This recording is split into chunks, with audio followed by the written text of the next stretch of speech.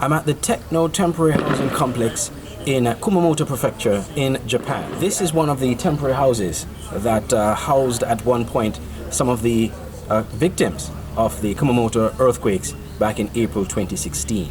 They were housed here until they were able to rebuild their homes and to be able to be relocated or actually return to their homes. Journalists on the APIC Japan Journalism Fellowship had the unique opportunity on Friday to visit the Techno Temporary Housing Complex.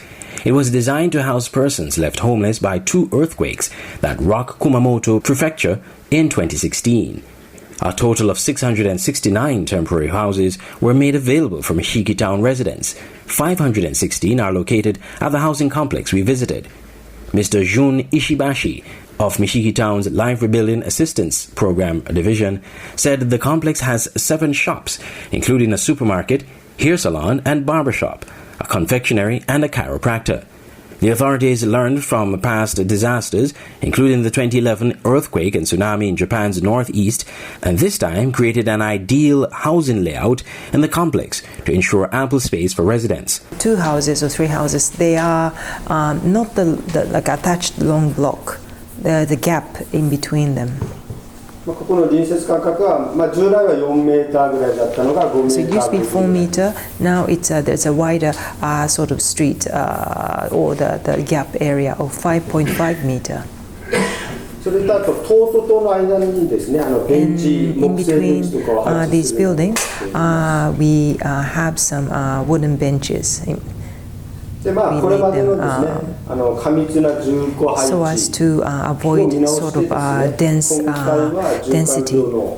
As people rebuild their homes, they are relocating and moving out of the temporary houses. Mr. Ishibashi said that as of September, only 495 persons occupied 215 homes, a 42% occupancy rate.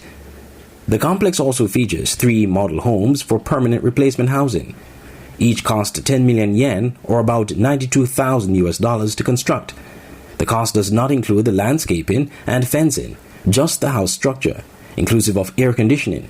However, these houses are built to meet Japan's highest standards for earthquake resistance.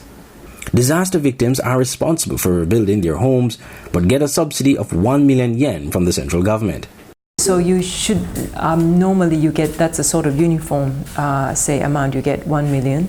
And after that, in addition, say whether it's going to be collective housing or you're going to rebuild the house that you used to live in or repair. So depending on that, and then you get subsidy. And that's also from the central government. You can apply for subsidy. And from prefecture, say that new house is built, and when they move, so all the cost for moving is funded. So it's again the flat rate of 100,000 yen. Also, that's provided to everyone who's moving out of temporary housing.